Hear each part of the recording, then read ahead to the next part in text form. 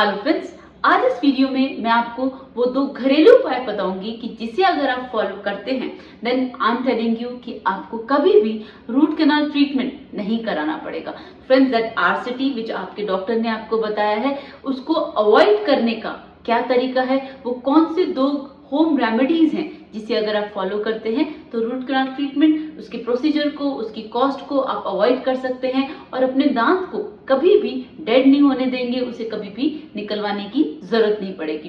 तो friends, without wasting any more minute late me start the video. और अगर अभी तक आपने चैनल को सब्सक्राइब नहीं किया है तो प्लीज कर लीजिएगा। Let me start. Hello friends, I am doctor Pratibha, oral implantologist, laser specialist and periodontist. Friends, मैं एम्पीरियन डेंटल गुरुग्राम इंडिया की फाउंडर और हेड सर्जन हूँ। आज मैं आपको बताऊंगी कि वो दो कौन सी होम रेमेडीज हैं जिसे अगर आप फॉलो करते हैं तो आपको रूट कैनाल ट्रीटमेंट कभी कराने की जरूरत नहीं पड़ेगी। फ्रेंड्स, सबसे पहली होम रेमेडी है कि अगर आपने कभी भी अपने दांतों पर प्लाक, वो जो इन्फेक्टेड लेयर है, अगर उसे जमने नहीं दिया तो आई एम टेलिंग यू कि आपको कभी भी दांतों में कैविटी नहीं होगी। प्लाक क्या होता है फ्रेंड्स? प्लाक एक इन्फेक्टेड लेयर होती है। वो किससे बनती है? जो हम खाना खाते हैं उसका जो रेजिड्यू होता है, अगर वो माउथ में रह जाता है तो माउथ में ऑलरेडी काफी बैक्टीरियाज होते हैं और सलाइवा तो होता ही है। जब ये तीनों चीजें मिलती हैं तो एक स्लाइमी सी लेयर टूथ सरफेस पे बना लेती हैं। तो अब जब ये स्लाइमी लेयर रिमूव नहीं होती तब दांतों पर वो जब जमती है, जमते जमते अपना इन्फेक्शन स्टार्ट करती है। तो ये जो स्लाइमी लेयर है जिसे हम प्लाक कहते हैं, इसे हटाने का क्या तरीका है? फ्रेंड्स, इसको रिमूव करने के 3 तरीके होते हैं। सबसे पहला तरीका है कि ये हर 12 घंटे में बनती है। तो जो मोस्ट कॉमन वे है वो ये कि आप सुबह उठते ही और रात को सोने से पहले अगर अपने दांतों पे अच्छे से राइट टेक्निक से टूथ ब्रशिंग करते हैं तो फ्रेंड्स ये इन्फेक्टेड लेयर आपके टूथ सरफेस पे नहीं जमेगी। ऑलराइट, तो अगर हम प्लाक को रिमूव कर दें तो हम अपने दांतों को इन्फेक्शन से अवॉइड कर सकते हैं, बचा सकते हैं। प्लाक को रिमूव करने के लिए सिर्फ सुबह और शाम brushing is not sufficient friends. इसका सेकंड स्टेप उतना ही इंपॉर्टेंट है जितना हमारा ब्रशिंग करना है। तो फ्रेंड्स, जो हमारे दांतों के बीच का सरफेस होता है वो नॉर्मल ब्रश से रिमूव नहीं होता और वहां पर सबसे ज्यादा खाना फंसता है।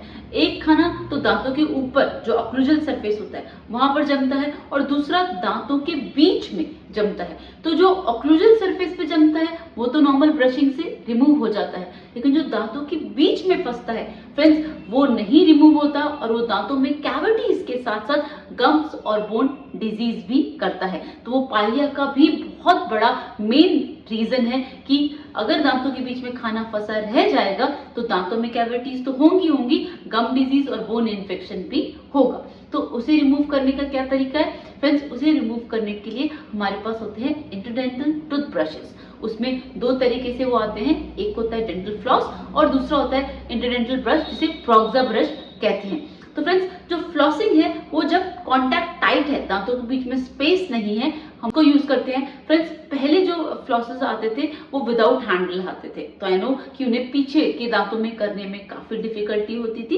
लेकिन अब जो फ्लॉसेस आते हैं वो विद हैंडल आते हैं तो वो बहुत कन्वीनियंट होते हैं। आप अपने टूथ में कहीं भी किसी भी सरफेस को आराम से क्लीन कर सकते हैं with the help of these dental floss. और जो प्रोक्सा ब्रश होते हैं फ्रेंड्स, वो एक पतला सा नीडल होता है, उसके चारों तरफ ब्रिसल्स होते हैं, तो जहां भी दांतों के बीच में स्पेस लगता है आप उसे यूज कीजिए। ये बहुत सारे साइजेस में अवेलेबल रहता है, तो अकॉर्डिंग टू आपका जितना स्पेस है आप उसको यूज करें। आपके दांतों में कोई खाना नहीं फंसेगा अगर सिर्फ आप ये 2 चीजें करते हैं, फिर सिर्फ इतना, तो फ्रेंड्स आपके दांतों में कैविटी तो कभी भी नहीं होगी। ऑलराइट, आपको कभी रूट कैनाल नहीं कराना पड़ेगा। So this is the most important thing that I advise you. अपने बच्चों में, बड़ों में, सभी में अगर सिर्फ हम ये हैबिट को ले आए कि हम दांतों के बीच में खाना नहीं फंसने देंगे तो कैविटीज कभी भी नहीं होगी। Now coming to the third point friends, जब हमने ये अच्छे से अपने टूथ सरफेसेस क्लीन कर लिए उसके बाद अगर हम वार्म स्टैंड रिंसेस करते हैं, गुनगुने पानी में नमक डाल के कुल्ले, तो फ्रेंड्स जब ये इन्फेक्शन आपने हटा लिया अब जो वार्म स्लाइन रिंसेस होता है ना, वो हीलिंग प्रोवाइड करता है। तो अगर गम्स में, बोन में कहीं भी थोड़ा बहुत इन्फेक्शन रह गया होगा तो with help of warm saline rinses, ये जो स्क्विशिंग है, जो माउथ वॉश का ये देसी इलाज है। ऑलराइट, तो if you want to avoid mouthwashes, आप वार्म स्लाइन रिंसेस कीजिए। और मैं आपको एडवाइस करूंगी कि आप इसको अपनी हैबिट में ले आए। आप इसको स्क्विशिंग और स्पिट करने की बजाय और इसमें नॉर्मल सॉल्ट की बजाय आप इसमें ब्लैक सॉल्ट या सेंधा नमक या रॉक सॉल्ट आप इनको यूज कीजिए और स्क्विश करके आप इसे पी भी सकते हैं। तो फ्रेंड्स, पूरी बॉडी में अगर कहीं इन्फेक्शन होगा वो हील हो जाएगा, थ्रोट में इन्फेक्शन होगा वो हील हो जाएगा। Warm saline rinses is the rampant, is the very important home remedy which we need to follow and bring in our practice or daily routine for avoiding any kind of infection in our mouth as well as in the body. Alright, so warm saline rinses कीजिए आप। ये करने के बाद अब friends हम second step पर आते हैं। राइट, अब आपने दोनों टाइम अच्छे से ब्रशिंग कर ली, दांतों के बीच में कुछ भी नहीं फंसने दिया, और अगर थोड़ा बहुत कहीं भी होगा इन्फेक्शन तो वो वार्म स्लाइन रिंसेस से हट जाएगा।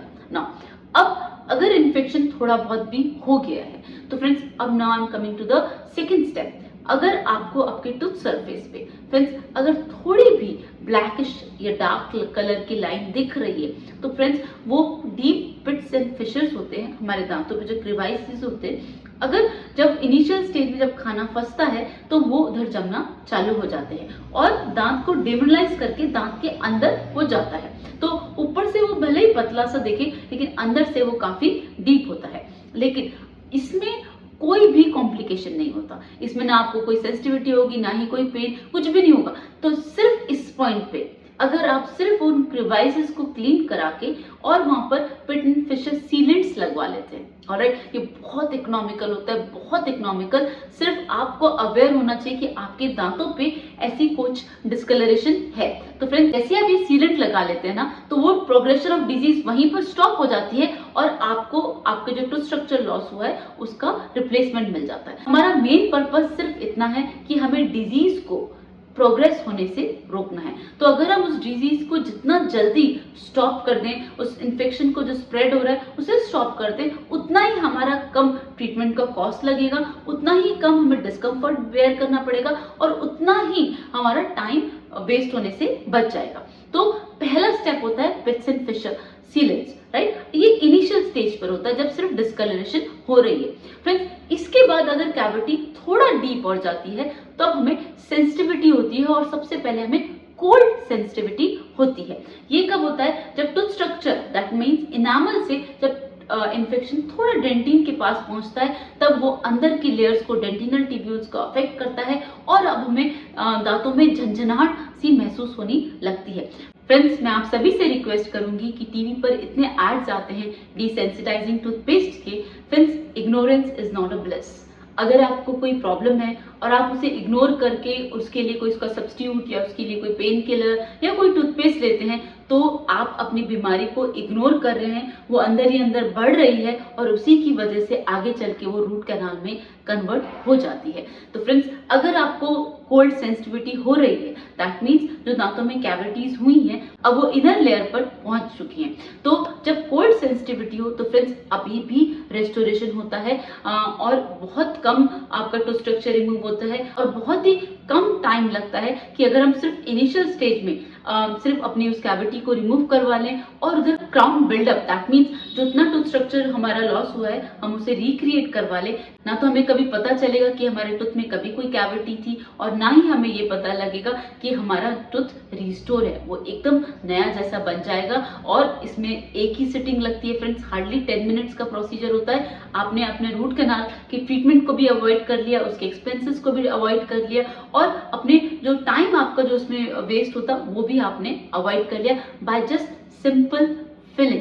फ्रेंड्स, अब लेकिन अगर आप यहाँ पर भी इग्नोर करते हैं तो कैविटी थोड़ा सा और डीप जाती है और अब हॉट सेंसिटिविटी, अब आपको गर्म कुछ भी लेते हैं उससे सेंसिटिविटी होना चालू हो जाता है। फ्रेंड्स, इस स्टेज पे बहुत सारे डॉक्टर्स रूट कैनाल करें लेकिन आई वुड एडवाइज कि हम अवॉइड करते हैं रूट कैनाल ट्रीटमेंट को, तो हमारे पास बेसिस होते हैं जो हम डीप कैविटीज में अप्लाई करते हैं। उसके बाद उधर फिर से उसे रिस्टोर कर देते हैं, जिससे क्या होता है कि कैविटी से ज़्यादा प्रोग्रेस ना हो, अगर जो सेंसिटिविटी हो रही है वो वहीं पर रुक जाए, और जितना पार्ट हमारा लॉस हुआ है हम उसे रिक्रिएट करते हैं। That mean that called as crown buildup, कि जितना भी आपका टूथ स्ट्रक्चर खत्म हुआ है आप उसे रीबिल्ड कर लीजिए। ये भी 10-20 मिनट से ज़्यादा टाइम नहीं लेता। फ्रेंड्स, ये बहुत ही इकोनॉमिकल प्रोसीजर होता है, इसमें कोई डिस्कम्फर्ट नहीं होता, कोई एनेस्थीसिया, कोई इंजेक्शन नहीं देना होता, फर्स्ट सिटिंग में ही ये कंप्लीट हो जाता है। और बस इसके बाद अब अगर आपने इग्नोर किया तो वो कैविटी अब हमारे नर्व्स तक पहुंच जाती है। तो जब कैविटी अगर डेंटिन से नर्व्स तक चली गई, that means sharp shooting pain. वो पेन अनबेरेबल होता है। उन सभी लोगों को पता होगा जिन्होंने रूट कैनाल कराया हुआ है, क्योंकि दांतों में बहुत ज्यादा नसें होती हैं, दांत नीचे से क्लोज होता है। कैविटीज नर्व को टच करती हैं और नर्व्स सारे अफेक्ट होती हैं, तो फ्रेंड्स क्योंकि वो नीचे से बंद है तो उसका पेन अनबेरेबल होता है, क्योंकि उसका प्रेशर निकलने की कोई जगह नहीं होती। आप सो नहीं पाते, आप कुछ खा नहीं पाते। That pain is, I know, very much unbearable and very much discomforting. तब हमें रूट कैनाल ट्रीटमेंट करना ही पड़ता है, क्योंकि अगर हम वो नहीं करेंगे तो प्रेशर रिलीज नहीं होगा, जो इन्फेक्टेड नर्व्स हैं वो रिमूव नहीं होंगे। लेकिन जैसे ही हम नर्व्स को रिमूव कर देते हैं, दैट मीन्स दांत अब डेड हो गया है, वो नॉन वाइटल है, उसकी नर्व्स तो रिमूव हो गई है। तब हमें वहां पर कैप लगाना, जिसे हम क्राउन बोलते हैं, वो मैंडेटरी हो जाता है, क्योंकि डेड टूथ में इतनी कैपेसिटी नहीं होती कि वो चबाने की फोर्सेस को बेयर कर सके, इसीलिए उस पर कैप लगाना रूट कैनाल ट्रीटमेंट के बाद कंपलसरी होता है। इसलिए फ्रेंड्स, मैंने जो अभी आपको इनिशियल स्टेप्स बताए, आप सिर्फ उसी स्टेजेस पर ट्रीटमेंट करा लीजिए। आपको कभी भी रूट कैनाल ट्रीटमेंट नहीं कराना पड़ेगा। और मैं पर्सनली कह रही हूँ कि जितना हो सके उतना रूट कैनाल को अवॉइड कीजिए, बिकॉज बहुत एक्सपेंसिव भी हो जाता है, इसमें टाइम भी काफ़ी लगता है। और I never want, most importantly I never want कि आपको कभी भी इतने पेन से गुजरना पड़े। तो फ्रेंड्स, रूट कैनाल ट्रीटमेंट से रिलेटेड आपको कोई भी डाउट होता है तो आप मुझसे कमेंट सेक्शन में पूछ सकते हैं। वीडियो में कोई भी डाउट लगे वो भी आप मुझसे पूछ सकते हैं। चैनल को अगर अभी तक आपने सब्सक्राइब नहीं किया है तो प्लीज कर लीजिएगा। See you in the next video. Thank you.